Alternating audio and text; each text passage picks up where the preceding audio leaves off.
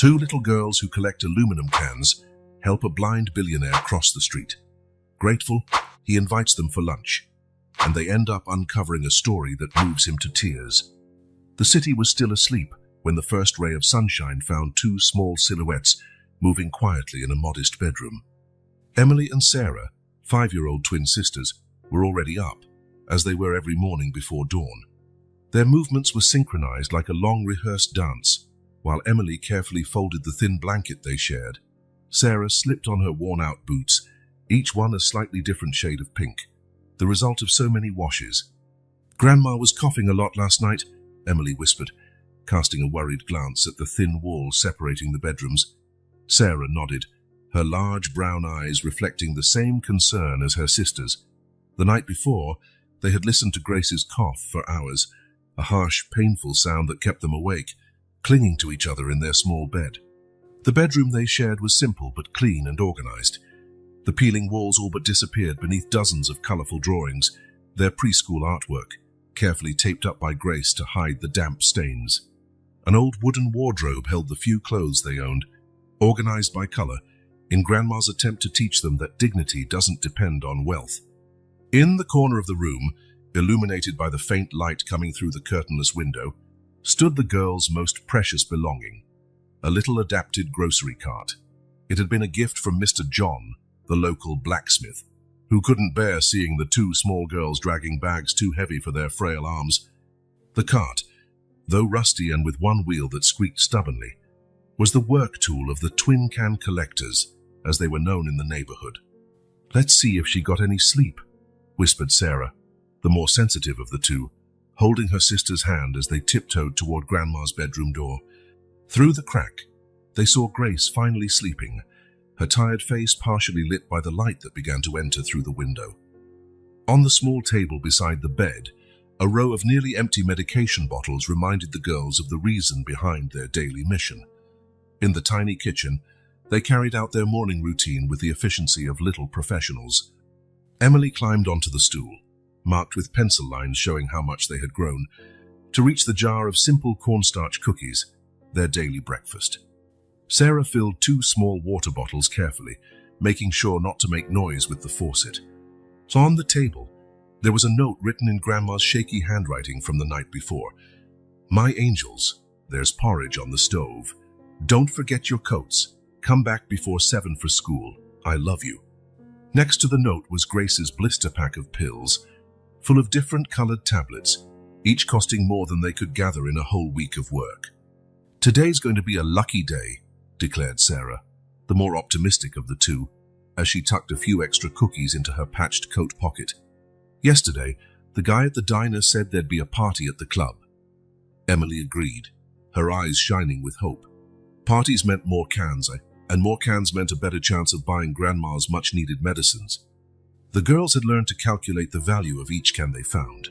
2 cans equaled 1 blood pressure pill, 5 cans could buy cough syrup, and 10 could afford the most important medicine, the one that helped Grandma breathe better. Before leaving, they stopped as they always did in front of the only decoration in the room, a faded photograph in a simple frame. In it, a young and beautiful woman smiled, holding 2 babies in her arms. Their mother, Jennifer, had passed away when they were very small, leaving only this photo and Grace with the task of raising 2 newborn girls. "Good morning, Mom," they whispered in unison, a ritual they never forgot.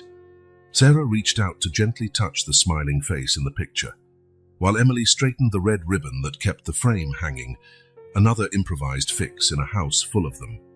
They stepped onto the street when the sky was still painted purple and orange.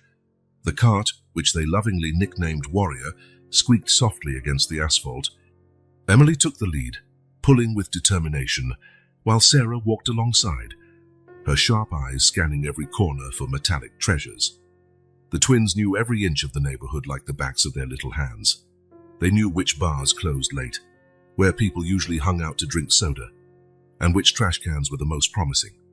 They had their own marked spots and planned routes, like true strategists. "Look over there," Sarah exclaimed suddenly, pointing to a pile of trash near a diner. Her little hands, already calloused despite her young age, expertly dove among the plastic bags. 3 at once. Watch out for glass, Emily reminded automatically, repeating Grandma's constant warning. Grace had set strict rules for their activity. Never touch broken glass, always wear their wool gloves, even in the heat, never stray from each other. As the city woke up, the twins kept up their tireless search. Each confound was celebrated with a conspiratorial smile. Each coin saved was another step closer to seeing Grace healthy again. They didn't fully understand money or illness, but they knew, with wisdom far beyond their years, that their small hands could make the difference between hearing Grandma coughing in bed and seeing her smile in the kitchen, baking that cornbread only she knew how to make. The sun was higher in the sky by the time they reached their favorite spot, the town square. The maintenance workers there already knew them and always set aside a few cans especially for them. Mr. Joe, the oldest groundskeeper, waved to them each morning, his wrinkled face breaking into a kindly smile when he saw the little workers. "Good morning, princesses," he called out that morning. "I saved a surprise for you. There was a wedding here last night." The twins' eyes lit up at the news. Weddings were rare and precious events, meaning dozens of cans at once. As they collected the stash Mr. Joe had saved, they began to dream of the moment they'd return home, count the money from the cans, and perhaps buy more medicine for Grandma. Sarah checked the small plastic wristwatch she had received from their teacher, Miss Jane, a gift given when the educator noticed how obsessively the twins tracked time to avoid being late for school. They still had a few minutes before they needed to go back, change clothes and head to class. The morning had been productive. The warrior cart was nearly overflowing with cans, and the twins could already taste victory. It was going to be a good day, they thought, never imagining that fate had an even bigger surprise waiting for them around the next corner, one that would change their lives forever. As the morning wore on, the central area began to change. The manual workers and street sweepers the girls knew so well were gradually replaced by men and women in suits, carrying briefcases and sipping coffee from disposable cups as they hurried along. It was a different world unfolding before Emily and Sarah's curious eyes. "Look at all those fancy cars," Sarah whispered, pointing to a row of luxury vehicles filling up the street parking. Emily simply nodded, more concerned with keeping the warrior cart close to the wall so as not to disrupt the increasing flow of pedestrians. The chilly morning wind made the girls pull their patched coats tighter around them. The wool gloves Grace insisted they wear now served a dual purpose, protecting their hands not only from broken glass, but also from the biting cold that made their little noses turn red. That was when they saw him for the first time. Amid the rush of executives, one man stood out. Tall, elegantly dressed in a dark suit that likely cost more than all the furniture in the girls' home put together, he moved differently than the others. His steps were hesitant, and his white cane tapped the path before him. "He's blind," Emily murmured to her sister, recalling Mr. John from the grocery store, who also used a similar cane. But there was something different about this man. He looked lost, confused by the growing city noise and the busy foot traffic. He was standing at the corner, his cane tapping the edge of the sidewalk repeatedly. The pedestrian light had just turned green, but he didn't move, clearly disoriented by the roar of the cars and the rush of the crowd. Sarah squeezed Emily's hand, a gesture they'd shared since they were very young whenever they felt worried. They watched as a woman brushed past the man, causing him to step back, even more confused. No one stopped to help. Everyone was too busy with their own hurried lives. "Grandma always says," Sarah began, "that we should help anyone in need," Emily completed. They didn't need any more words. It was one of those decisions twins make in perfect sync. After carefully hiding their cart between two large planters, the girls approached the man. "Sir," Emily called out, her clear, gentle voice standing out amid the street noise, "would you like help crossing?" Michael Thompson, who had been struggling for several minutes against the growing panic of feeling lost on a street he once knew well, felt his heart warm at that childlike voice. In recent months, ever since his vision had begun to fail completely, he'd learned to read people through their voices, and that voice carried a genuine kindness that made him relax instantly. "That would be very kind," he replied, smiling in the direction of the voices. "There are two of you." "Yes," Sarah answered, her initial shyness giving way to her desire to help. We're twins. I'm Sarah, and this is Emily. And we're 5 years old, Emily added proudly. Michael couldn't contain a surprised smile. 5 years old? And you're already out on the street so early by yourselves? We're working, Emily explained as she and Sarah positioned themselves on either side of the man. Hold on to my arm, sir. Sarah will stay on the other side to make sure no cars are coming. The natural way the little girls took charge touched Michael deeply. Even through their worn gloves, their tiny hands conveyed surprising confidence. They guided him carefully across the crosswalk, warning about the curb and steering him around a small puddle of water. You're very professional, he commented when they reached the other side. It seems like you've done this before. We help Mr. John from the grocery store sometimes, Sarah explained. He uses a cane, too. And what kind of work do you do so early? Michael asked, genuinely interested in these little Samaritans. Emily hesitated for a moment, but the man's gentle voice encouraged her. We collect aluminum cans, sir, to help our Grandma Grace buy medicine. She's sick, Sarah added, her voice revealing the worry she carried. And the medicines are really expensive. Michael felt something tighten in his chest. The sincerity of those childlike voices, the responsibility they bore with such dignity, touched him deeply. Here were two children who should be playing with dolls, yet instead they were collecting cans to help a sick grandmother. Girls, he said, crouching to their eye level, I'm very grateful for your help. How about having lunch with me today? I live nearby and I promise that afterward my driver can help you collect more cans. The twins exchanged a quick glance. The offer was tempting. They had never been invited to anyone's home for lunch before. But what about our cart? Sarah asked, concerned. As if on cue, an older man in uniform approached. Mr. Thompson, I was worried. You wandered quite far from the car. Ah, James? Michael smiled.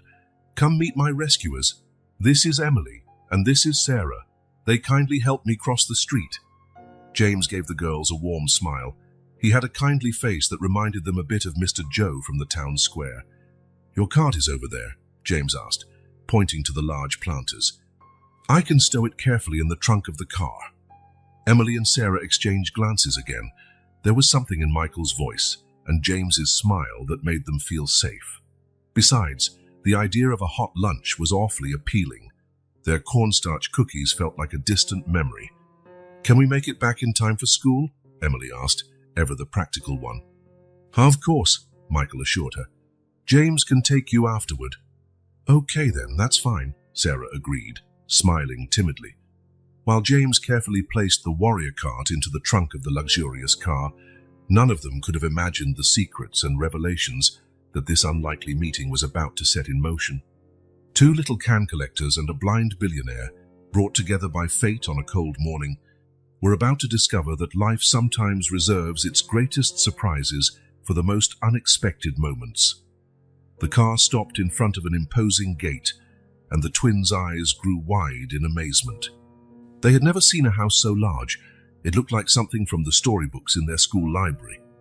The front garden was bigger than the town square where they usually collected cans, full of flowers of every color and a crystal-clear fountain in the center.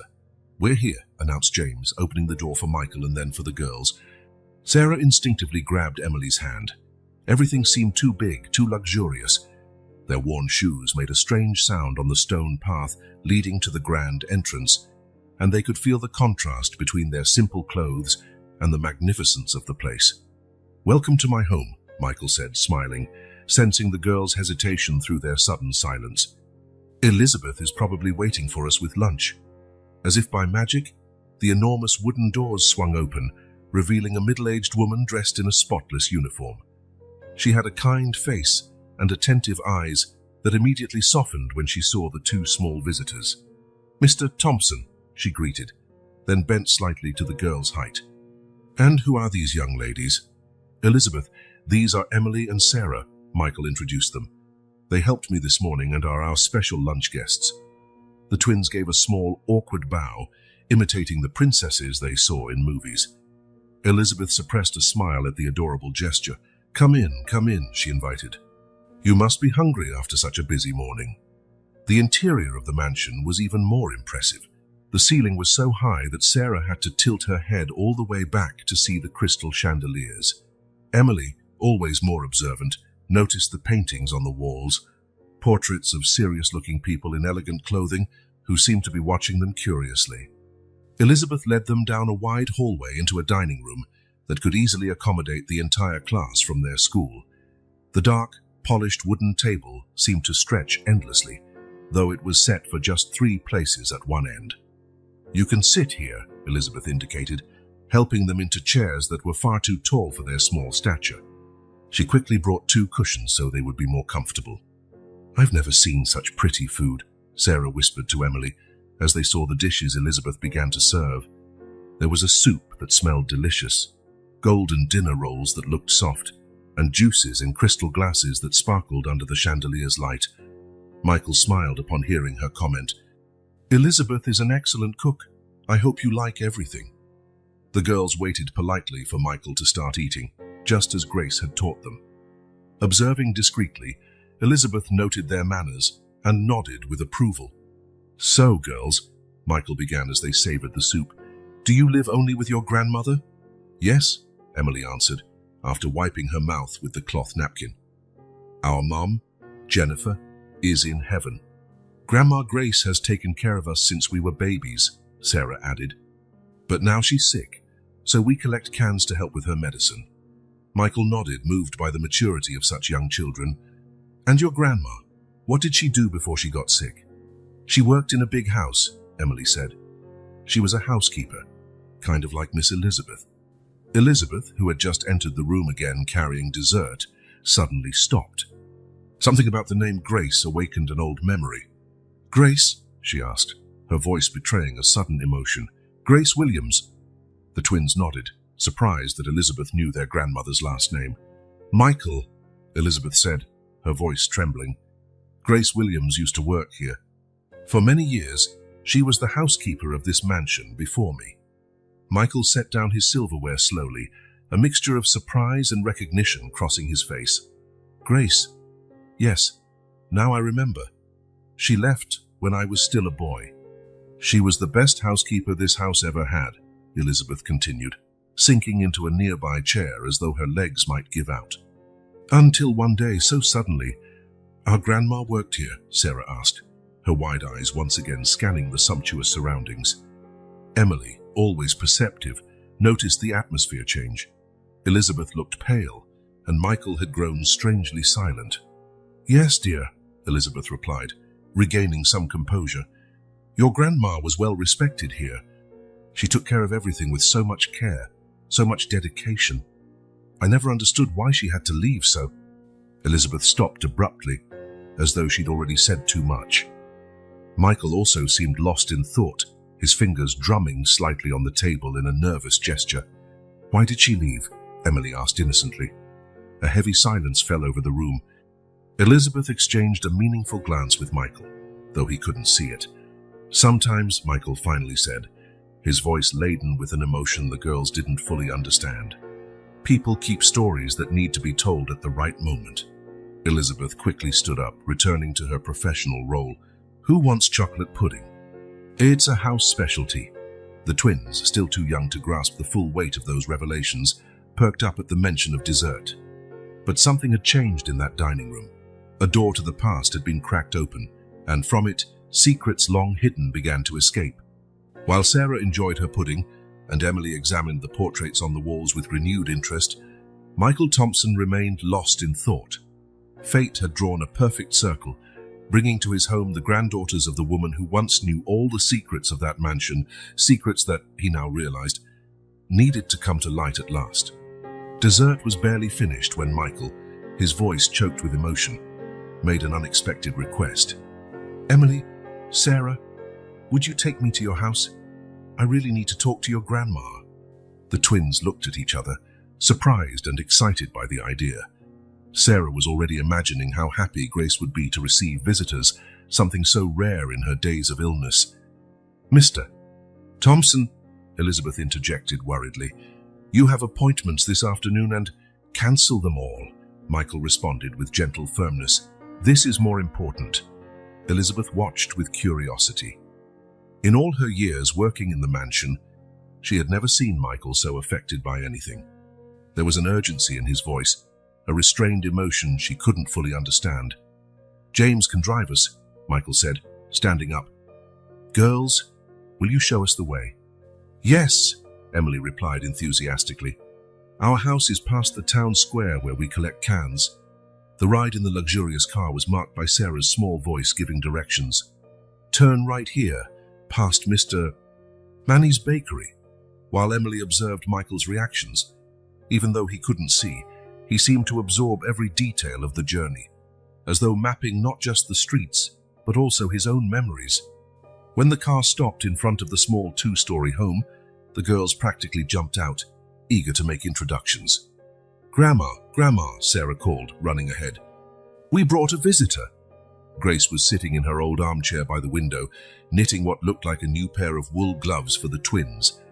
Hearing the commotion, she looked up, and her knitting fell from her hands. There, standing in her modest living room, was Michael Thompson. Years had passed. The boy had become a man, but Grace would recognize him anywhere. And his eyes. Those eyes once so vivid were now opaque, lost in blindness. "Michael!" Her voice came out almost in a whisper. "Grace," he replied, his voice trembling slightly. "After all these years." The twins stood by quietly, sensing something significant was happening, something bigger than their young minds could fully grasp. "Girls," Grace said softly, "why don't you go to the kitchen and make some coffee for our guest?" Emily and Sarah understood. This was one of those moments when grown-ups needed to talk alone. Reluctantly but obediently, they went to the kitchen. Though Emily left the door slightly ajar, her curiosity stronger than her sense of decorum. In the small living room, silence felt as heavy as lead. Grace studied Michael, noting not only his blindness, but also the marks that time and worries had left on his face. "You found out, didn't you?" she finally asked. "About William?" Michael nodded, silent tears rolling down his cheeks. "The girls, when Elizabeth said your name and everything started coming back." Grace rose slowly from her armchair and guided him gently to the worn sofa, maintaining the kindness that had always characterized her. "I found the documents by accident," she began, her voice laden with painful memories. "I was organizing your father's office when I saw the birth certificate. 2 babies, twins, Michael and William Thompson." Michael listened in silence, his hands clasped together. "William was born blind," Grace continued. "Your parents, they decided it was best for the family if no one ever knew. 1 baby was taken away that same night. You grew up not knowing you had a twin brother. That's why they sent you away," Michael said, his voice breaking, "because you found out the truth." Grace nodded, forgetting momentarily that he couldn't see her. "I couldn't pretend I didn't know. I tried to convince your parents to tell the truth, to look for William. But they were afraid of the scandal, the stain it might bring to the family's name." From the kitchen, Emily and Sarah listened silently, barely breathing for fear of missing a word. They had never heard Grandma speak of that time. They had never heard her tell this story. "And now," Grace said with a soft irony, "fate decided to play with us. You lost your sight too." "The same genetic condition," Michael confirmed. "It started a few years ago and gradually got worse. And to think that my own brother—" He couldn't finish the sentence. Tears flowed freely down his face, moved by an instinctive maternal feeling that never left her. Grace took his hands in hers. "It's not your fault, Michael. You were just a child. You didn't know." "But now I do," he said, his voice finding new resolve. "And I have to find him, Grace. I need to find my brother." Grace squeezed his hands lightly, a comforting gesture that transcended years and the sorrow of the past. "I know where he is," she revealed gently. Michael lifted his face, surprise and hope mingling in his expression. You kept track of him?" "Not directly," Grace explained, "but I always knew of him. William grew up in a good family. He became a teacher at a school for the blind. He's happy, Michael." At the kitchen door, Emily and Sarah watched with wide eyes, silent witnesses to a moment that would change not just their lives, but everyone's in that small living room. Fate, through the small hands of 2 little can collectors, had finally found a way to bring to light a truth long buried. A heavy silence hung in the small living room after the revelation about William. Michael remained still, processing a truth that had been denied to him for so many years. It was Grace who finally broke the silence, her voice loaded with memory. "Do you remember that day, Michael, when everything changed?" Michael nodded faintly. "The yelling in the office, Jennifer sitting on the stairs with her doll." "Oh, that doll." Grace smiled sadly. "Jennifer kept it for years. She said it was the only thing she had left from our life at the mansion." From the kitchen, Emily and Sarah continued to listen, their small hands clasped tightly. They had never heard Grandma talk about their mother as a child. "That morning," Grace continued, "I was organizing files as I always did. In the bottom drawer of the old cabinet, I found an outdated folder. Inside it, besides the twins' birth certificates, were photos, 2 identical newborns. On the back of one photo, it said, "Michael and William Thompson, March 10th. Grace closed her eyes for a moment, reliving that day. "Your father found me with the documents in hand. I'd never seen him so furious. In a matter of minutes, our life fell apart. Jennifer was only 8. Her voice trembled slightly. She was so excited about her school choir performance that afternoon. She didn't even have time to understand what was happening when we were forced to pack." Michael hung his head, remembering little Jennifer, his only childhood friend, disappearing beyond the mansion gates. "We left with just 2 suitcases, Grace went on. "Jennifer insisted on carrying hers alone, even though it was almost her size. She was always so strong, so determined, just like her daughters." Emily and Sarah exchanged an emotional look at the mention of their mother. "Those first months were the hardest. With no references, nobody wanted to hire me. Your father made sure no influential family in town would employ me. We slept in cheap boarding houses. We moved from one neighborhood to another. Jennifer had to switch schools 3 times that year." Grace stood up slowly and went to a small piece of furniture in the room. Opening a drawer, she pulled out an old, wrinkled photograph. "This was taken a month after we left the mansion," she said, handing the photo to Michael. Even though he couldn't see it, she needed to share that moment with him. Jennifer is smiling in the picture, but her eyes show how scared she was. "I got a job as a cleaning lady at a school," Grace continued. "The pay was meager, but the principal let Jennifer study there without tuition. Gradually, we rebuilt our lives. Jennifer grew up to be a strong and determined young woman. She never lost that spark in her eyes, that desire to help others." Tears were now flowing freely down Grace's face. She fell in love young and married even younger. When she found out she was pregnant with twins, she was the happiest person in the world. But fate can be cruel. She had complications during childbirth and only held on long enough to see the girls and choose their names. Emily and Sarah let out small sobs from the kitchen, revealing their presence. Grace opened her arms, and the twins ran to her embrace. "Come here, my loves," she called softly. "You look so much like her. You have her generous heart, her strength." Michael listened to everything in silence, tears wetting his cheeks. The weight of his parents' actions hit him like an avalanche. Not only had William been taken away, but Grace's and Jennifer's lives had also been completely destroyed by a secret that should never have existed. "Forgive me, Grace," he finally said, his voice choked with emotion, "for everything my family did to you and Jennifer." Grace held Michael's hand while keeping the twins in her arms. "There's nothing to forgive, Michael. You were just a child. And look at how fate works in mysterious ways. Your twins helping a blind man cross the street, not knowing they were reconnecting threads from the past that had been so brutally cut. But now I can do something," Michael said firmly. "I can help take care of you and the girls, and together we can find William. It's time to right the wrongs of the past." Emily, still hugging Grandma, looked up. "So the blind man we helped is our uncle?" "No, dear," Grace answered gently. "But he's an old friend. Fate has brought back into our lives. And thanks to the kindness of you two, a secret kept for so long can finally have a happy ending."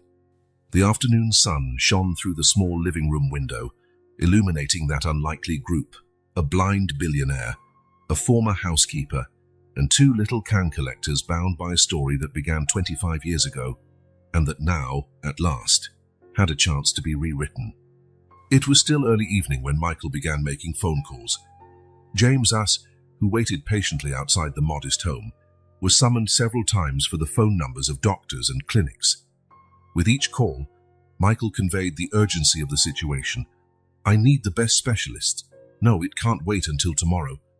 "Yes, I'll cover all the costs," Grace tried to protest, her dignity resisting the idea of accepting help after so many years of independence. But a renewed coughing fit was all it took for Emily and Sarah, their little faces filled with concern that children so young shouldn't have to bear to convince her. "Grandma," Emily said, holding her grandmother's hand firmly, "let Mr. Michael help." "He's not your uncle, sweetie," Grace corrected gently. "But he's our friend," Sarah declared with childlike simplicity. "And you always say, friends help friends." At exactly 8 o'clock that night, a medical team arrived at the small house. Dr. Anderson, a kindly older man with graying hair, led the group. While his team set up various pieces of equipment in the modest living room, he spoke with Grace, asking about her symptoms and medical history. The twins watched everything with wide eyes, never having seen so many different machines. Sarah clung tightly to Grace's right hand, while Emily refused to let go of her left. Michael remained seated in a corner, quiet but attentive to every sound and every word exchanged. "You really should have sought help earlier," Dr. Anderson commented after an initial examination. "That cough. I couldn't afford it," Grace responded simply, without a trace of self-pity in her voice. The doctor nodded, understanding a lifetime of difficulties in between the lines. "All right, let's do some more detailed tests now. Girls, you'll have to let go of Grandma's hands for a moment." "No," Sarah protested, clinging to her even more tightly. "It's all right, my love," Grace reassured her. "How about you tell Mr. Michael that story about the little kitten you found last week?" Sensing that Grandma wanted to distract them, Emily took Sarah's hand and led her to where Michael was sitting. "The kitten was all black," Sarah began, her voice still trembling slightly. As the girls told Michael their story, the medical team got to work. X-rays, an EKG, blood tests. Each procedure was done with swift professionalism and gentle care. Dr. Anderson took constant notes, his face maintaining a professional neutrality that occasionally betrayed concern. After nearly 2 hours of tests, he asked to speak with Michael in private. Grace insisted on joining. "It's about my health, after all." "The situation is serious," the doctor began bluntly. "Chronic bronchitis left untreated, extremely high blood pressure, early signs of heart failure. The good news is, we've caught it in time, with proper treatment." "Make a list of everything needed," Michael interrupted. "Medications, treatments, specialists, cost is not an issue." Dr. Anderson opened his briefcase and pulled out several documents. "I've taken the liberty of preparing a full treatment plan. There's a specialized clinic that—" "I can't be hospitalized," Grace protested. "The girls, they'll be fine," Michael reassured her. "Elizabeth can help look after them, and I promise they'll have all the support they need. Grace, please, let me do this." His words carried so much unspoken meaning, years of guilt for doing nothing as a child, gratitude for the sacrifice she'd made in trying to protect William's secret. The next morning, an ambulance pulled up in front of the house. The twins, who hadn't slept well, helped Grandma get ready. Emily had picked out Grandma's best nightgown, while Sarah insisted on brushing her hair like a princess. "We're coming with you," Emily declared when the paramedics arrived with the stretcher. "No, sweetie," Grace smiled. "You have school. But you can visit me later, I promise." Elizabeth, who had arrived early to help, held a small bag of Grace's belongings. "The girls can stay at the mansion after school. I've prepared the guest room for them." The twins watched, with a mixture of fear and hope, as their grandmother was taken to the ambulance. Michael, following in a car with James right behind, assured them they could visit Grace every afternoon after class. The clinic was an impressive place, with well-kept gardens and rooms that felt more like hotel suites. Grace was given a private room overlooking a small man-made lake where ducks swam peacefully. In the days that followed, a new routine took shape. James picked the twins up from school each afternoon, first taking them for a snack at the mansion, where Elizabeth always had fresh cookies waiting, And then on to the clinic. Emily and Sarah loved these visits, not just because they could see Grandma getting better day by day, but because her room was always full of surprises, new books one day, games or drawing supplies the next. Michael ensured they had everything they needed to stay occupied during their visits. The doctors were amazed at Grace's recovery. "It's like she's gained 10 years of life back," Dr. Anderson commented after 2 weeks of treatment. Color had returned to her face. The coughing lessened each day, and she could already walk around the clinic gardens without getting tired. Meanwhile, Emily and Sarah's lives underwent a complete transformation. No longer did they need to wake up before dawn to collect cans. The warrior cart now rested in a corner of the mansion's garage, like a monument to a phase of their lives left behind. Elizabeth made sure they had everything they needed: new school uniforms, complete sets of school supplies, proper clothing for each season. But most important was time. Time to simply be kids, to play, to do homework without the constant worry of earning money for medicine. One afternoon, while visiting Grace, Sarah made an exciting observation. "Grandma, you're smiling in your sleep." It was true. Grace had dozed off in her armchair while reading, a book resting in her lap, and a gentle smile on her lips. It was a scene that perfectly captured the transformation taking place, not just in her health, but in the life of the whole family.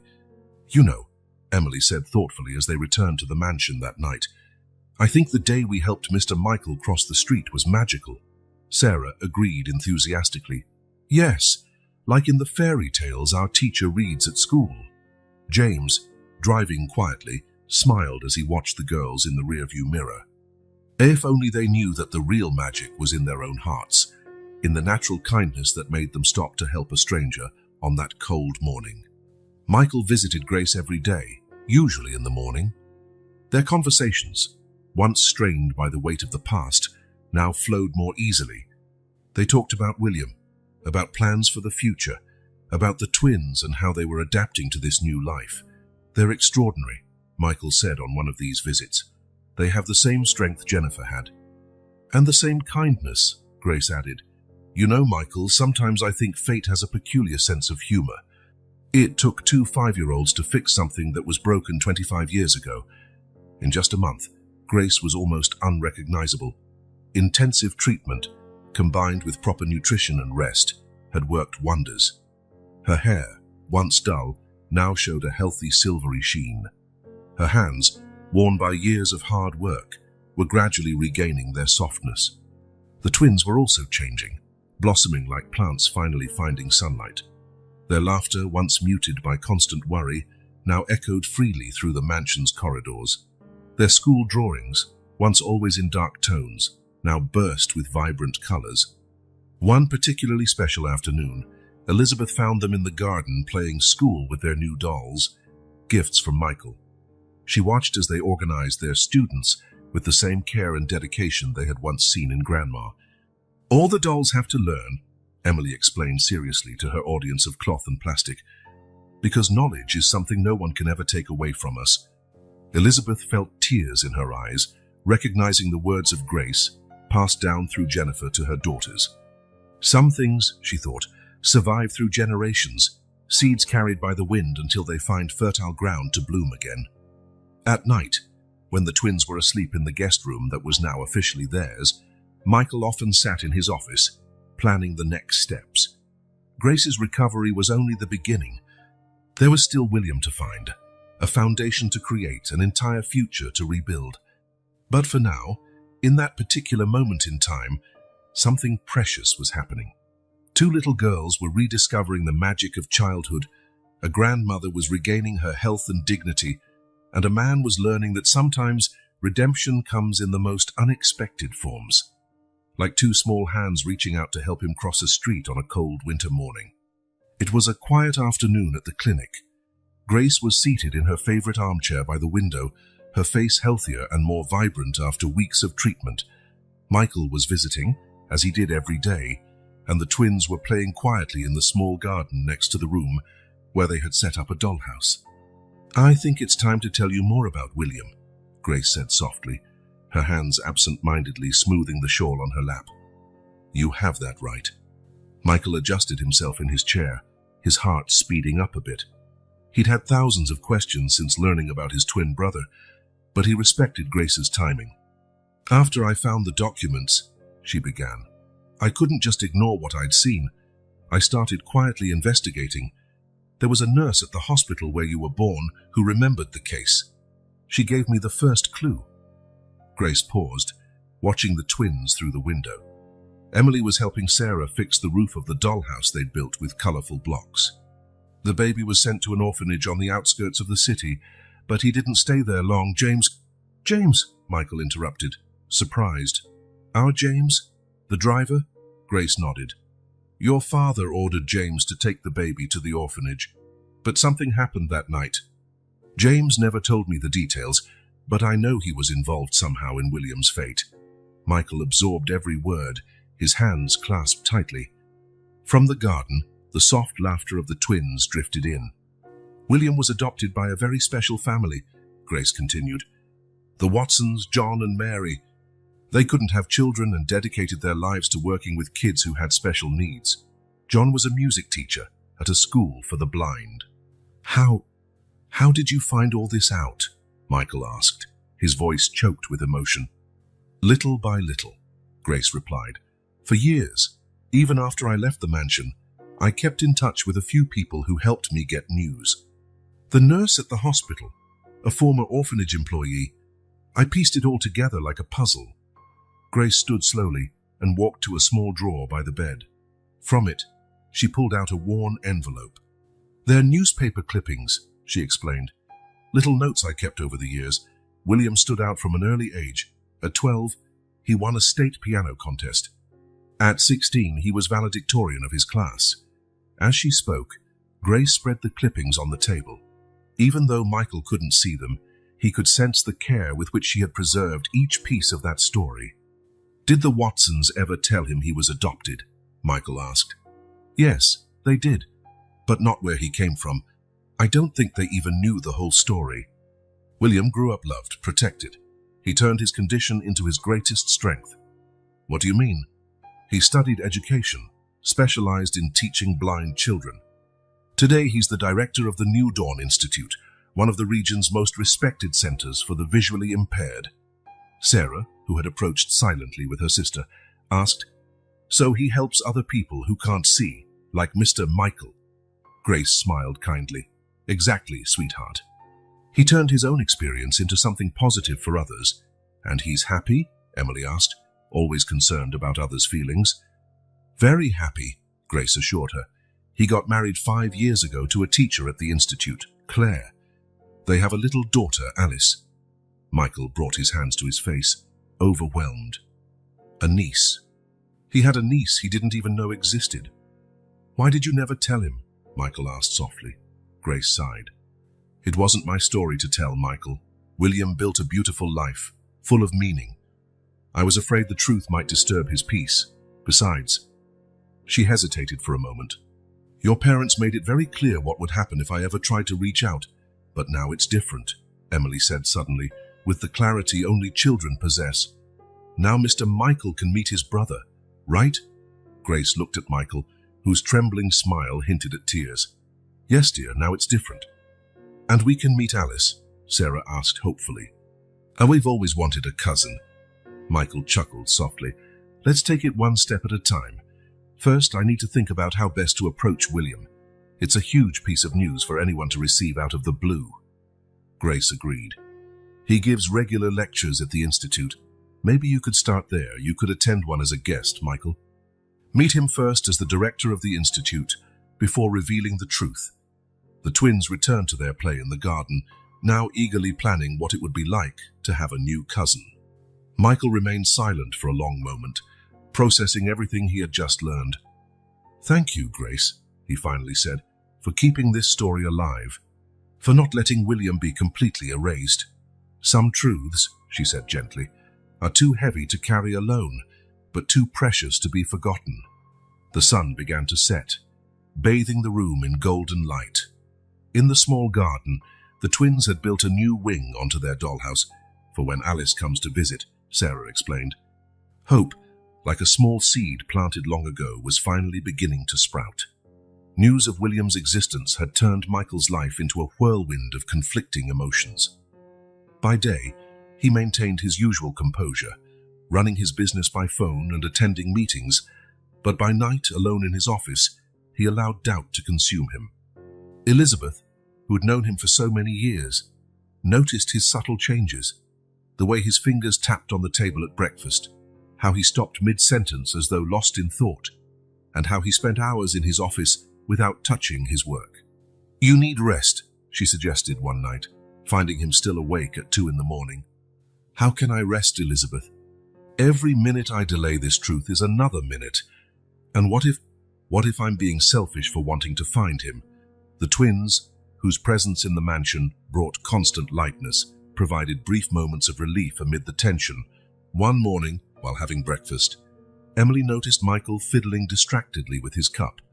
"You know what Grandma always says," she asked, adjusting herself on the high chair, "that when you're scared of something, it's good to make a list." Sarah nodded eagerly. "Yes, we made a list when we started collecting cans, what we could and couldn't do." Michael smiled, touched by the simplicity of their suggestion. That same afternoon, he asked Elizabeth to write down his fears and hopes for meeting William as he dictated them. The list quickly grew. What if he hates me? What if the truth shatters his peace? How do I explain that our parents abandoned him? Will he want to know his story? How can I protect him from the pain of this revelation? He decided to show the list to Grace during his daily visit to the clinic. He found her in the sunroom, looking much stronger now, knitting what appeared to be a scarf. "Grace," he began, after Elizabeth read the list aloud, "each item feels like an insurmountable mountain." Grace paused her knitting, thinking for a moment. "You know, Michael, I spent years quietly observing William. I saw how he turned every obstacle into a stepping stone. The blindness your parents treated like a shameful secret, he made it his greatest strength." "How so?" "William has a special gift for understanding people, not just his visually impaired students, but anyone who comes to him. It's as though lacking sight sharpened his ability to see into people's souls." Michael absorbed her words. "Tell me more about him. I need to know him before I actually meet him." Grace smiled, setting aside her knitting. "At the last talk of his that I attended, he told a story I'll never forget. One of his students, an 8-year-old boy who had recently lost his sight, was very angry. He refused to learn Braille or use a cane. What did William do? He took the boy to the music room. He sat at the piano and asked, 'Can you see the music?' Of course, the boy said no. Then William said, 'Neither can I, but I can feel it. I can make it dance under my fingers.' Life is like that. There are things we don't need to see to feel or understand." Tears rolled down Michael's cheeks. He plays the piano magnificently. The Watsons, his adoptive parents, were music teachers. Mary taught singing. John was a pianist. They saw beyond his impairment. They nurtured his talents. Just then, Sarah and Emily returned from the clinic's cafeteria with some snacks, interrupting them. "Grandma," Sarah exclaimed, "we brought cookies for everyone." Grace used the interruption to observe how Michael interacted with the twins. He had a special way with them, patiently answering their questions and laughing at their innocent jokes. It was a side of him few people knew. "Michael," she called after the twins went back to the garden, "you're so worried about how William might react that you're forgetting something important." "What's that?" "That you too have much to offer him. It's not just about revealing a painful truth. It's about building a bridge between two lives that should never have been separated." In the days that followed, Michael threw himself into meticulous preparation. He asked James to find out everything about the New Dawn Institute, its history, programs, needs. Elizabeth researched education for the visually impaired so he could better understand William's work. The twins, always curious, asked to visit the institute before the lecture. "We want to see where your brother works," Emily insisted. After consulting with Grace, Michael agreed. James took them on a quiet afternoon when there were no scheduled activities. The girls were amazed by the place. Adapted classrooms, a sensory garden, and a music room with a grand piano. "Look, Mr. Michael," Sarah called, She'd started calling him Uncle Michael naturally. "There's a board here with your brother's name. Professor William Watson, Director." Emily, the ever-observant one, noticed something interesting. "He has the same smile as you know, in the photo on the wall." That unexpected visit gave Michael a new perspective. Through the eyes of the twins, the Institute no longer felt intimidating but like a place of hope and transformation. During the week of the lecture, Michael intensified his discussions with Grace. He spent hours in her clinic room, dissecting every aspect of his plan. "How should I introduce myself?" he asked one afternoon. "Just be yourself," Grace replied simply. "William has a gift for sensing authenticity. Don't try to create a persona, he'll notice." "What if he asks about my blindness?" "Answer honestly. This condition you share might be your first point of connection." James, who was always discreetly nearby, grew increasingly restless. Grace noticed how he reacted at certain moments, as though carrying his own burden in this story. On the eve of the lecture, Michael had a moment of panic. Late at night, he asked James to drive him to the clinic for an urgent conversation with Grace. "I can't do this," he declared the moment he entered the room. "What if I ruin the life he's built? What right do I have?" Grace, who seemed to have anticipated this, took his hands in hers. "Michael, sit down. I'm going to tell you something I've never told anyone." She paused, organizing her memories. "The day I discovered William's existence, your mother made me an offer. If I kept quiet, I'd receive a large sum of money. Money that, at the time, would have changed my life and Jennifer's." Michael held his breath. "But I refused," Grace continued. "Do you know why? Because some truths are bigger than us. We can't decide what to do with them based purely on convenience or fear. But you paid a terrible price for that truth." "Yes, I did, and I would pay it again. Because truth, Michael, even when it hurts, is the only path to real freedom. William may have built a happy life, but he has the right to know his own story." That night, Michael returned home with renewed resolve. In his office, he dictated a detailed plan to Elizabeth. Attend William's lecture schedule, a meeting as a potential benefactor. Get to know him first as a person. Build trust gradually. Choose the right moment for the revelation. The twins, who had special permission to stay later at the mansion that night, helped Elizabeth pick out what Michael would wear. "Blue is the color of truth," Sarah declared, holding up a tie. "And of the sky," Emily added, "of the infinite." On the morning of the lecture, Michael rose before dawn. He spent hours preparing, not just physically but mentally. Elizabeth found him in the garden, practicing breathing techniques he had learned to control anxiety. "You're ready," she told him with conviction. James arrived promptly to drive him to the Institute. On the way, a tense silence filled the car. Only when they were almost there did the old driver speak. "Sir, there's something I need to tell you. About that night, so many years ago." "Not today, James," Michael interrupted gently. "Today, I just need to hear my brother. Every story has its moment."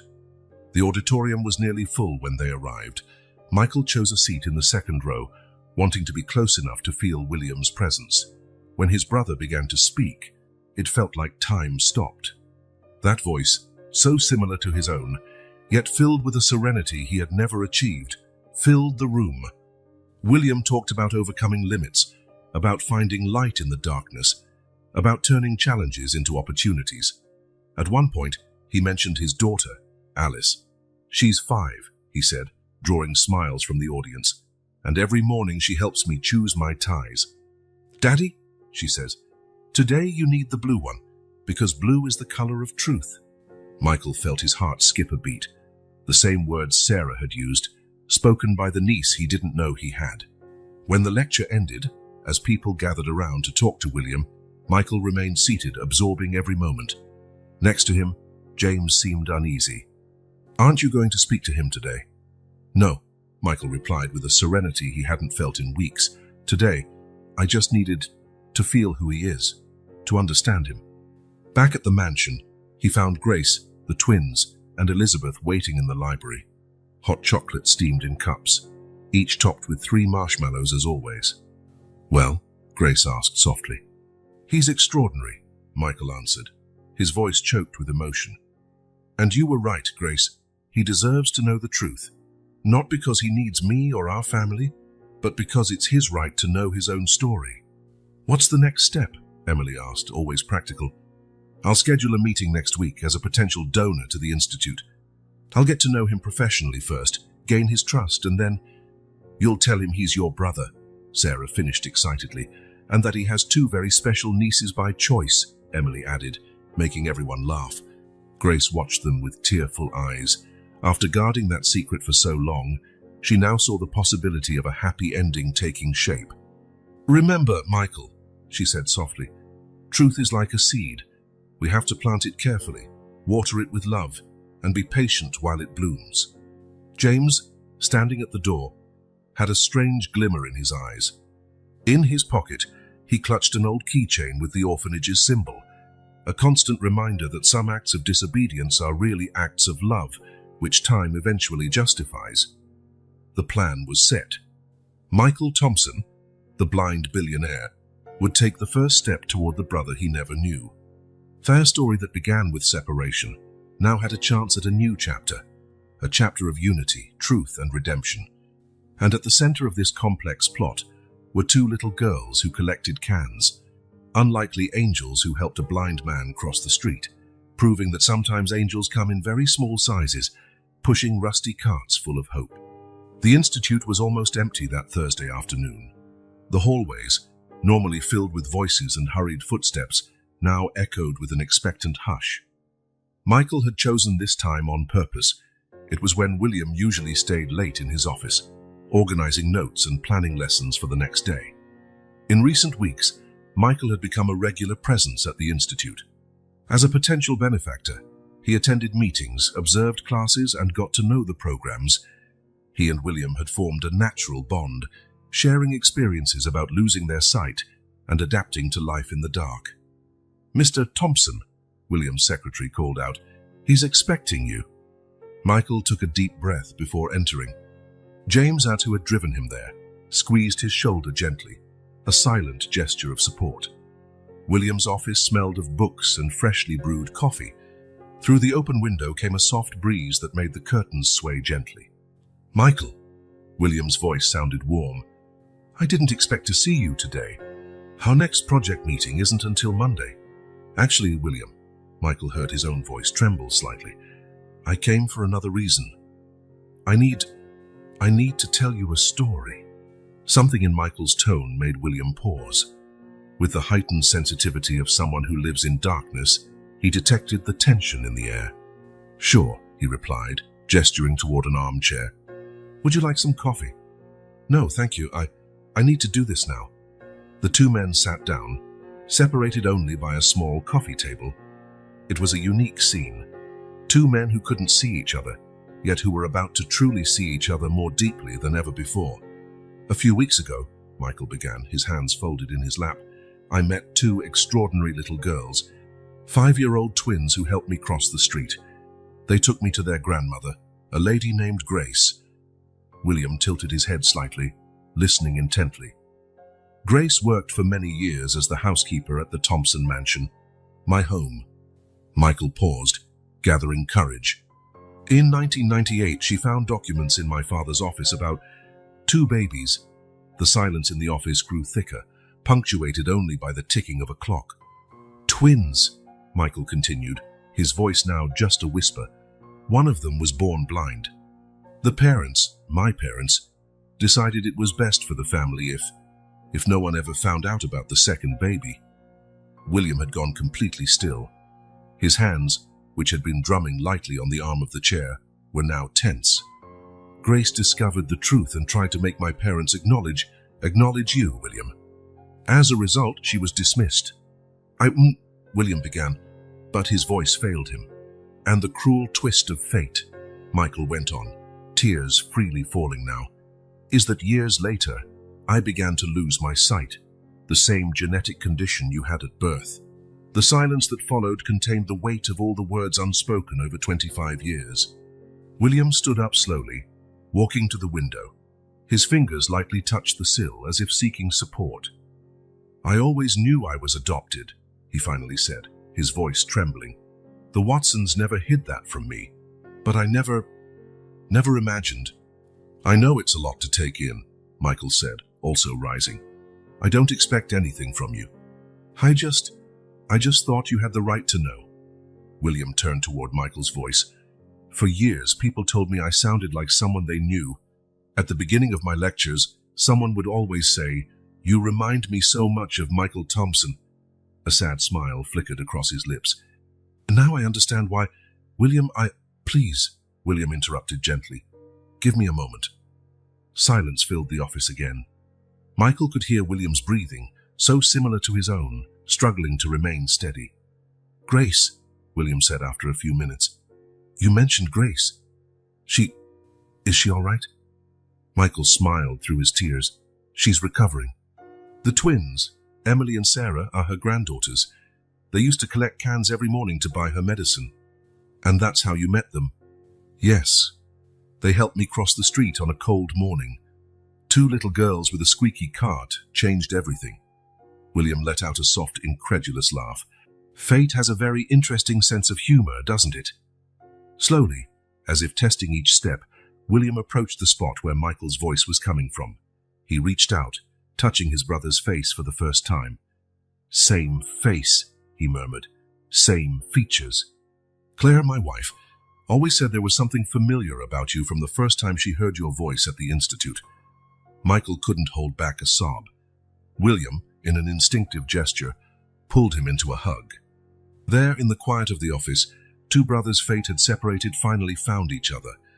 Not through vision, which had been denied them, but through the acknowledgement of a truth long buried.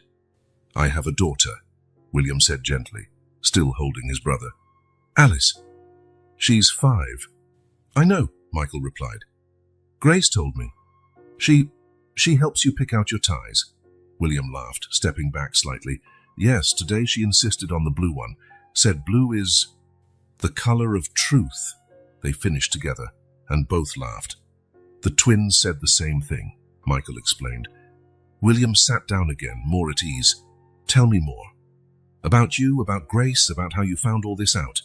And there, on that quiet afternoon, two men who shared far more than a genetic condition began rebuilding a bridge that had been broken before it even existed. Their voices, so similar they could confuse anyone, filled the office with tales of loss, discovery, and finally reunion. Outside, James waited patiently, the old orphanage keychain still in his pocket, a silent reminder that some defiance is, in fact, an act of love that time eventually vindicates.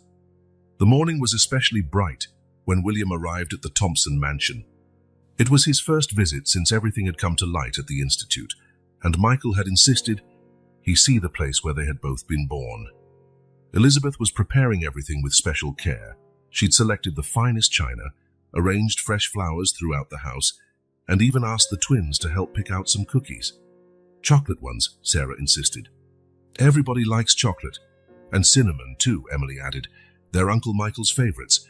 William arrived with his wife, Claire, a woman whose gentle voice and graceful movements complemented her calm presence.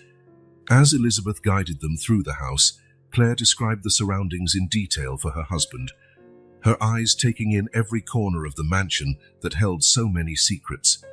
"It's an old house," William noted, his fingers sliding along the polished wood of the banister. "I can feel the history in the walls."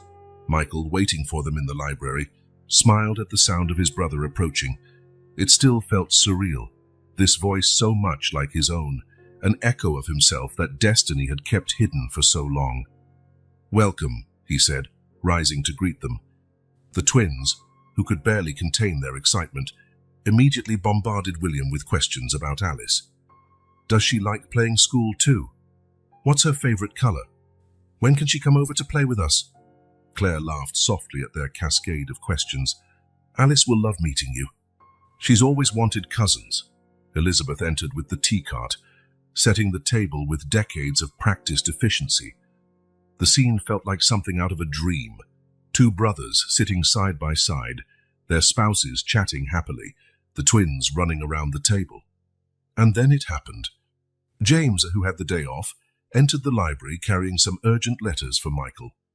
Hearing William's voice talking to the girls about how Alice helped him choose ties, the old driver froze in the doorway. The sound of the letter tray falling to the floor made everyone turn. "James?" William's voice held a hint of recognition, though he didn't know why. That voice! The old driver visibly trembled, tears running down his lined face. Elizabeth, who had known him for so many years, had never seen him so shaken. "William," James whispered, his voice breaking. "My boy." A profound silence fell over the library. Claire held her husband's hand, sensing his sudden tension. "James?" Michael asked, confused, standing up. "What's going on?" The old driver stumbled to a chair, his legs seemingly unable to bear the weight of so many years of secrecy. "Forgive me," he began, voice trembling. "Forgive me for keeping this all so long. But it was the only way to protect you." William leaned forward, something in his memory responding to that familiar voice. "I know your voice. From somewhere long ago." "You were so small," James continued, words pouring out in a torrent, "so small and perfect. That night, when Mr. Thompson ordered me to take you to a faraway orphanage, it was raining so hard." Elizabeth covered her mouth with her hand, understanding more quickly than the others. The twins, sensing the tension, huddled near Claire, who held them protectively. "I drove for hours," James went on, now barely audible. "You slept in the back seat, wrapped in a blue blanket. When I finally reached the orphanage, I couldn't do it. I simply couldn't leave you there." William was completely still, his hands gripping the arm of the chair. "Mary, my wife, she couldn't have children. We had dreamed of a child for years. That night, I made a decision that changed our lives. Instead of leaving you at the orphanage, I took you home." "The Watsons," William began, his voice faltering. "My real name is James Watson," revealed the driver. "Mary and we raised you as our son. We moved to another city, started a new life. But I couldn't leave the mansion entirely. That's why you kept working here," Michael finally understood. "To protect the secret," James nodded, wiping away tears. "If your parents ever found out, if they knew I had disobeyed, and so I stayed year after year. I watched you grow from afar, William. I saw when you started playing piano, gave your first lessons, met Claire." William stood abruptly, his breathing rapid. Claire tried to steady him, but he gently brushed her hand aside. "Dad," he called, his voice full of recognition and emotion. "Is it really you?" James let out a muffled sob. "Yes, my son. It's me." William staggered toward the voice, arms outstretched. James rose to meet him, and they embraced in the middle of the library, decades of secrets and love unleashed in tears. "That's why Mom always cried whenever I played piano," William murmured through their embrace. "That's why you both never wanted to move away, even when better opportunities came." "We had to stay close," James confirmed. "Mary, your mother, died 5 years ago carrying this secret. Her last request was that I keep protecting you." Michael watched, tears silently streaming. Elizabeth had sat down, her own legs weak from the revelation. The twins, in their innocence, were the only ones able to break the tension. "So Mr. James is Uncle William's grandpa?" Sarah asked, making everyone laugh through their tears. "Yes, little one," James replied, still in his son's arms. "I'm the father who was blessed to choose his child." Claire approached, gently touching James's arm. "Now I understand why William always said there was something familiar about you. Even without seeing, he felt your presence. You used to drive us to school," William recalled suddenly, "on rainy mornings, when I was little. I never knew your last name. But that voice, those hands that helped me into the car." "I couldn't help it," James admitted. "I made up excuses to be in that neighborhood, just to see you for a few minutes." Michael stepped closer to them. "James, you're the bravest man I've ever known. You disobeyed an order out of love, and you spent a lifetime protecting that love in silence." Elizabeth, recovering from her initial shock, served water to everyone with trembling hands. "The Watsons," Michael said. "Your other adoptive parents. John and Mary were my brother and sister-in-law," James explained.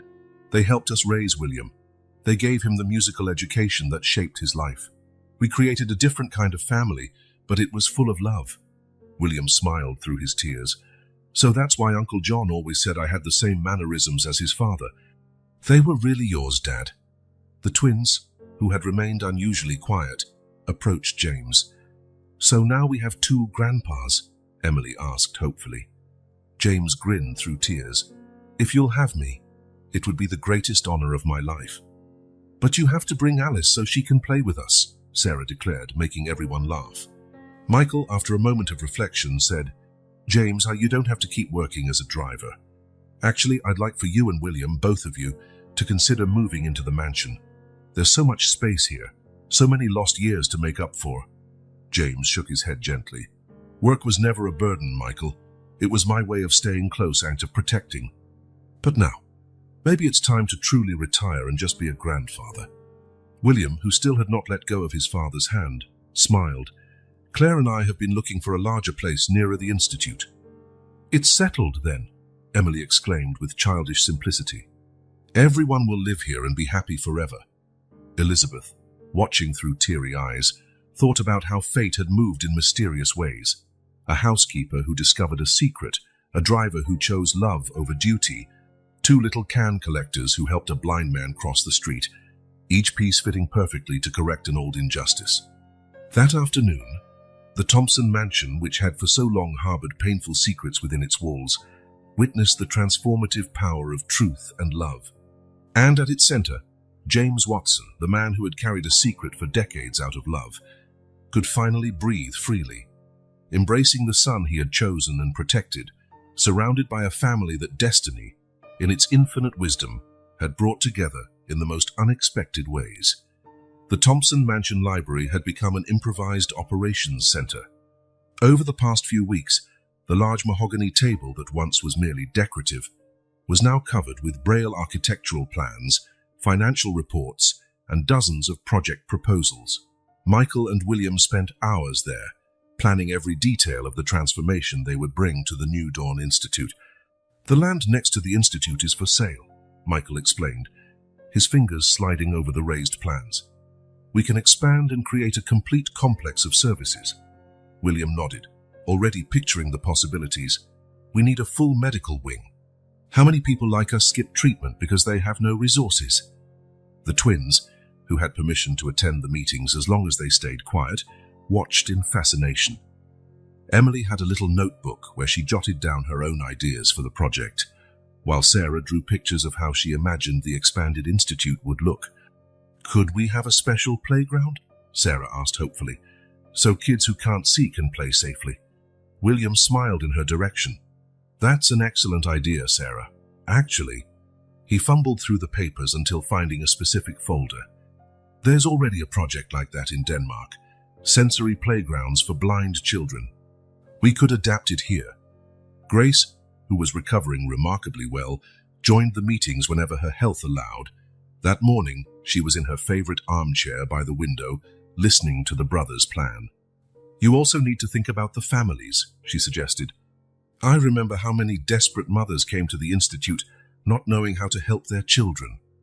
A family support center, Michael noted mentally, asking Elizabeth to write it down, with counselors, social workers, and support groups, William added.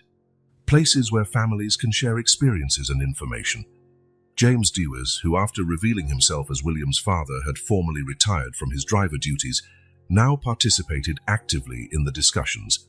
His decades of observing the mansion and the institute gave him a unique perspective. Most important, he said with the wisdom of age, is that no family go through what we did. No child should be hidden or cast aside because of a disability. Claire arrived just then, holding Alice by the hand. The little girl, now inseparable from the twins, ran to hug her father. Daddy, Miss Elizabeth said you're making a magical place. William laughed, hugging his daughter. What do you think this magical place needs, Alice? Music, she exclaimed without hesitation. Lots of music, like when Grandpa James plays piano with me. Alice's innocent suggestion sparked a new wave of ideas.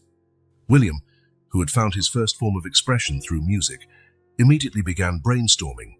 A complete music conservatory, instrument lessons, a choir, music therapy, and a concert hall, Michael added. where the students can perform and showcase their talents. Elizabeth, diligently taking notes, could barely keep up with the flow of inspiration. The original project to simply expand the institute was becoming something much bigger. A revolutionary complex combining healthcare, education, the arts, and social support. "We need a name," Claire reminded them. "Something that captures the essence of what we're creating." It was Emily, with the clarity only children have, who offered the perfect suggestion, Grace Foundation, because Grandma Grace kept the truth all this time and never gave up. The silence following her suggestion was filled with emotion. Grace, in her armchair, tried to hide the tears streaming down her face. "It's perfect," William said softly. "Grace Foundation will be a place where truths never need to be hidden and differences are celebrated, not feared." Michael stood and went to Grace. "What do you think, Grace? Will you do us the honor?" "On one condition," she replied, her voice thick with emotion, "that James gets the recognition he deserves. Without him, without his courage that rainy night, none of this would be possible." "James Watson Institute," William immediately proposed. "It'll be the main educational center of the Grace Foundation." James Dow, who rarely showed his emotions, couldn't hold back his tears. "I don't need recognition. What I did out of love." "Exactly," Michael said.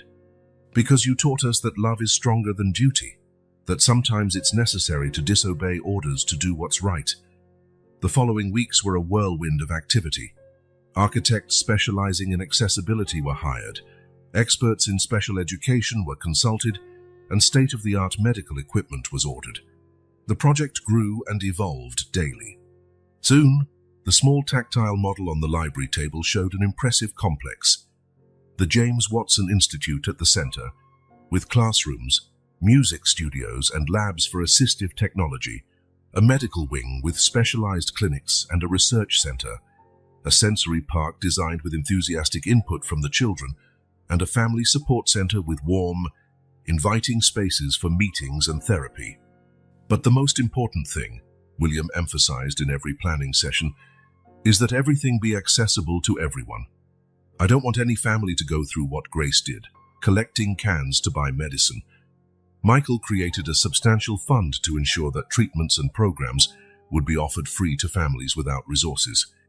"The money our family used to hide the truth," he explained, "will now be used to celebrate it." Grace was invited to head the Family Support Center. Her life experience, combined with her natural ability to nurture and comfort, made her perfect for the role. "I'll be able to help other Jennifers," she said, moved, accepting the position. "Other mothers and children who need support and understanding." James, though officially retired, spent his days at the Institute, sharing stories, playing piano with students, and being the grandfather so many children needed. The twins, of course, had their own plans for contributing. "When we grow up," Emily declared seriously, "we'll be doctors here, so we can take care of everyone. And we'll teach music too," Sarah added, "just like Uncle William." Not wanting to be left out, Alice announced she'd be in charge of everything, making the adults laugh at her determination.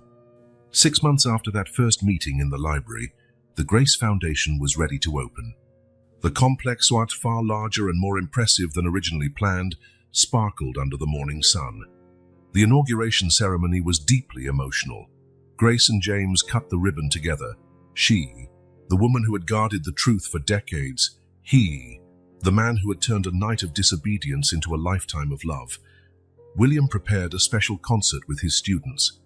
The auditorium, packed with guests, listened in reverent silence as young musicians who couldn't see performed both classical pieces and their own compositions.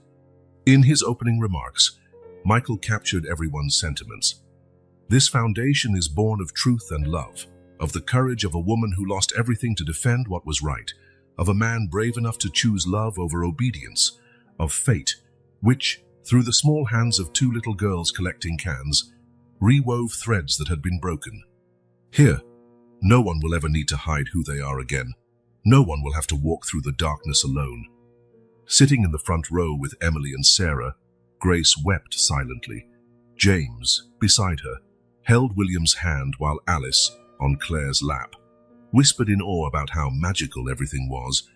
The Grace Foundation opened its doors that morning, not merely as a treatment and education center, but as a symbol that love, truth, and courage can transform even the most painful stories into something beautiful and meaningful. And in the sensory garden, amidst aromatic plants and musical fountains, a small can collecting cart was transformed into a sculpture, the Warrior, as the twins still called it, now immortalized in bronze. It reminded everyone who passed by that the greatest changes often begin with the simplest gestures. It was a winter morning, exactly 1 year after the day when two little girls collecting aluminum cans helped a blind man cross the street. The Grace Foundation was bustling with activity, its corridors filled with voices, music, and the unmistakable sound of lives being changed. In her cozy office at the Family Support Center, Grace was finishing up a session with a young mother who had just learned her baby would be born visually impaired. The walls were decorated with the bright drawings Emily and Sarah had made, portraits of hope that helped soothe the visitors. "I'm so scared," the mother confessed, her hands protectively over her belly. Grace smiled gently, recalling how many mothers she had comforted in that same armchair over the past year. "Let me tell you a story," she began. "A story about how love can turn our biggest fears into our greatest strengths." Upstairs, in the music conservatory, William was teaching a piano class. Alice, now 6, sat beside him on the bench, helping teach the younger students. Off in a corner, James watched proudly, his aged hands softly marking the rhythm of the music. "Music is like light," William explained to the students. "We don't need to see it to feel it, to let it guide us." In the sensory garden, Emily and Sarah, now exemplary students and aspiring doctor musicians, as they called themselves, guided a group of visually impaired children along the path of fragrant flowers. Each plant had a braille sign, and the twins knew the story of every single one. "This is the rose of hope," Emily explained, helping a little girl gently touch the petals. "It was the first flower we planted here."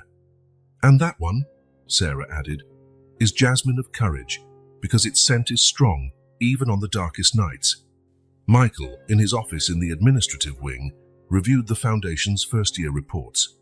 The numbers were impressive.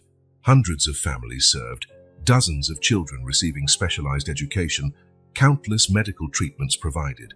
But it wasn't the numbers that moved him. It was the stories behind them. Elizabeth walked in carrying breakfast, still topped with 3 marshmallows in the hot chocolate, just as she had done for so many years. "The girls want permission to organize a special presentation tonight," she informed him. "They say they want to celebrate the anniversary of the day they helped a certain someone cross the street." Michael smiled. The twins never missed an opportunity to commemorate that day, which, according to them, changed everyone because of all the love that was hidden away. That afternoon, the entire family gathered in the Foundation's auditorium. Grace, looking elegant in her new blue outfit, the color of truth, as the twins always said, sat in the front row. Next to her, James held Alice's hand, who was brimming with excitement at her part in the twins' special show. William was at the piano, Claire by his side. Michael took his usual seat near the stage, where he could best feel the vibration of the music. Elizabeth, who long ago had ceased to be merely an employee and had become an integral part of this peculiar family, was making the final arrangements for the event. The lights dimmed, and Emily and Sarah stepped onto the stage, wearing the dresses Grace had sewn especially for the occasion. "A year ago," Emily began, her voice clear and confident, "we woke up really early to collect cans. Just like we did every day," Sarah continued, "to help our grandma Grace, who was sick. But that day," Emily went on, "was different, because sometimes fate sends angels to Earth. Even if they can't see each other," Sarah finished, making everyone smile. The girls then started singing, accompanied by William at the piano and Alice joining in spontaneously. The song, composed just for the occasion, spoke of how small acts of kindness can change the entire world. During the performance, Michael reflected on how his life had completely changed in just a year. The mansion, once a place of secrets and loneliness, now overflowed with life. The empty rooms were filled with children's laughter, music, and the warmth of a family fate had woven together with improbable threads of love and courage. Grace, who a year ago struggled to breathe and depended on two 5-year-old girls collecting cans for her medicine, was now a transformed woman. Her inner strength, which never left her even in the hardest times, finally had space to shine in her role helping other families. James Deeser, who carried a secret for decades, could now live his truth openly. His love for William, once expressed only in subtle ways, could finally be celebrated. The decision he made on that rainy night so long ago had proven not only right, but transformative for many lives beyond his own. William had not only found his origins, but he'd also found a deeper purpose. The institute that had been his life gained far greater dimensions, becoming a beacon of hope for families across the country. His music, once just personal expression, now touched and changed hundreds of lives. Emily and Sarah blossomed in ways no one could have foreseen. The early responsibility of getting up at dawn to collect cans had turned into a special maturity that made them excel in all they did. They were top students at school, showing growing musical talent under Uncle William's guidance, and their desire to help others only increased. When the performance ended and the last piano notes faded, there wasn't a dry eye in the auditorium. Grace hugged her granddaughters, her heart overflowing with gratitude and pride. James held on to William, who had Alice in his lap. Michael, seated in his special spot near the stage, smiled through tears. Elizabeth, watching from the side, marveled again at how destiny had worked so mysteriously to bring these people together. A housekeeper who discovered a secret, a driver who chose love over duty, two brothers separated at birth, reunited by chance and the compassion of two children. Later, during the small celebration that followed, Grace gathered everyone in the sensory garden. The sun was setting, painting the sky with pink and gold, while the fragrance of the flowers filled the air. "You know," she said, her gentle voice rich with a lifetime of wisdom, "sometimes I think life is like a giant tapestry. Every kind act, every loving gesture is like a single stitch in that pattern. We might not see the whole picture right away, but every stitch is crucial to creating something beautiful." Michael took his brother's hand. "And sometimes," he added, "we need the innocence of two children to show us the way." William smiled, holding Alice, who was dozing in his arms. "Or the courage of a father who defies his fate." James, eyes glistening with tears he no longer tried to hide, said, "Or the strength of a woman who kept the truth safe until the right moment." The twins, who had been playing by the musical fountain, paused to listen to the adults' conversation. Emily, always the more reflective twin, asked, "Grandma, do you think there are more angels out there who need help crossing the street?" Grace laughed softly. "My love, I believe there are angels everywhere. Sometimes they need help crossing a street. Sometimes they need someone to listen to their story. Sometimes just a smile. The important thing is to keep our hearts open so we can recognize them." Sarah, hugging her sister, declared with the simplicity of childhood, "Then we'll keep helping. We don't have to collect cans anymore, but we can collect smiles." And there, in that garden symbolizing the rebirth of so many stories, the family fate had built through small acts of kindness, celebrated not just a year of transformation, but the certainty that love, when true, always finds its way, even if it sometimes needs the help of two little girls to cross the street.